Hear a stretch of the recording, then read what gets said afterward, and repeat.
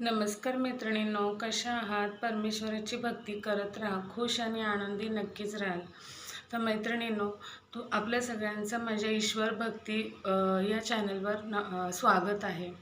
तर मैत्रिणींनो, आता लवकरच स्वामी समर्थ प्रकट दिन येत आहे 20 मार्चला.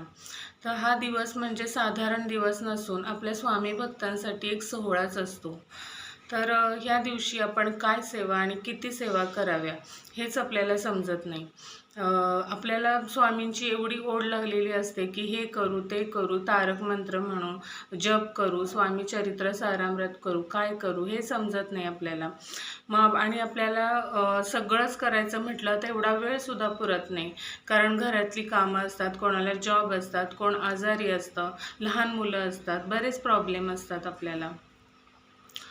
तर मैत्रिणींनो, आज मी तुम्हाला एक अशी सुंदर सोपी सेवा सांगणार आहे.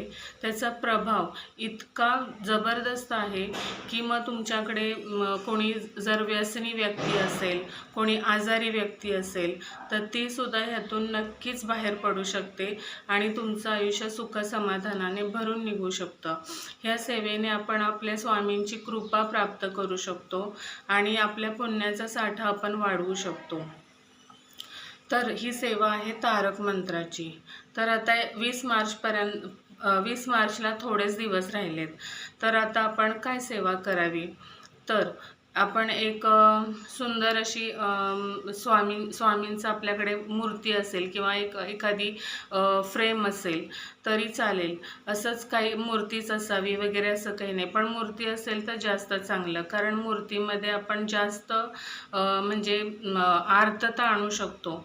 तर नसेल तर काही हरकत नाही, प्रतिमा असेल तरी चालेल. छान सकाळी लवकर उठून तुम्ही अंघोळ करून घ्या, छान अशी देवपूजा करून घ्या, धूप दीप नैवेद्य अर्पण करा भगवंतांना, स्वामींना. आणि पिवळं वस्त्र आपण अंथरायचं आहे देव्हाऱ्याखाली आणि त्याच्यावर छान अशी पाटावर आपण स्वामींची मूर्ती ठेवायची आहे. तुम्हाला वेगळी पूजा मांडायची असेल तर शेजारी पाट ठेवून जागा तिथली स्वच्छ करावी, पाट ठेवावा, एक कपडा अंथरावा पिवळा, त्याच्यावर तांदळाची रास ठेवावी, मग स्वामींची प्रतिमा ठेवावी. पण त्याच्या आधी आपण स्वामींना पंचामृताने अभिषेक मात्र करायला विसरू नका. तर पंचामृताने पाण्याने अभिषेक करायचा आणि ती मूर्ती आपण स्वच्छ पुसून त्या तांदळाच्या राशीवर ठेवून द्यायची. आणि त्याच्यानंतर त्यांना पिवळं चाफ्याचं फूल असेल तर छानच, त्यांना खूप आवडतं स्वामींना हे फूल. नसेल तर काही हरकत नाही, भाव महत्त्वाचा आहे. तर दुसरं कोणतंही फूल वहा आणि त्याच्यानंतर आपण दिवा लावून घ्यायचा आहे. तुपाचा असेल तर छान उत्तम, नसेल तर साध्या तेलाचा लावला तरी चालेल. दिवा लावून घ्यायचा, त्याच्यानंतर धूप लावायचा, अगरबत्ती लावायची आणि एक स्वच्छ छोटासा तांब्याचा भांडं किंवा ग्लास जरी असेल, स्टीलचा, काचेचा, कोणताही आपल्या समोर त्या पाटावर ठेवून द्यायचा स्वामींच्या समोर. या 2 अगरबत्त्या लावायच्या आणि स्वामींच्या समोर बसून आपण हातात पाणी घ्यायचं, संकल्प करायचा. ही संकल्पयुक्त सेवा असेल तर आपली इच्छा लगेचच पूर्ण होते. हातामध्ये जल घ्यायचं, त्याच्यामध्ये हळदी कुंकू व्हायचं म्हणजे टाकायचं. मग थोडं 1 रुपयाचं नाणं, फूल आणि अक्षता ह्या ठेवायच्या आणि मनात आपण संकल्प करायचा की स्वामी, मला तुमची खूप सेवा करायची इच्छा आहे, पण मला जास्त वेळ नाही आहे माझ्याकडे. तर मग ही साधीभोळी सेवा तुम्ही मान्य करून घ्या. मी मनापासून तुमची सेवा करते. ह्या सेवेमध्ये जर काही चुकलं तर मला क्षमा करा, तुमचं बाळ समजून. आणि सॉरी. आणि ही सेवा पूर्ण करून घेण्याचं काम तुमचंच आहे. तर तुम्हीच ही सेवा, इच्छासुद्धा तुम्हीच दिली आहे मला ही सेवा करण्याची आणि ते पूर्णसुद्धा तुम्हीच करून घ्या, असं मनापासून आपण स्वामींना संकल्प बोलायचा. आणि ते जल असं खाली एखादं तामण ठेवा किंवा खाली जमिनीवर व्हायला तरी चालेल. आणि त्या दिवसापासून आपण स्वामी प्रकट दिनापर्यंत 108 वेळा तारक मंत्र म्हणायचं आहे आपण.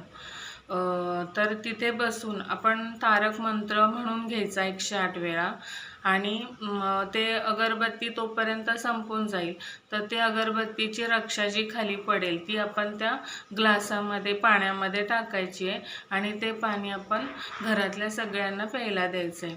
असं आपण स्वामी प्रकट दिनापर्यंत करायचं आणि त्या दिवशी प्रकट दिना दिवशी स्वामींच्या आवडीचा नैवेद्य करायचा.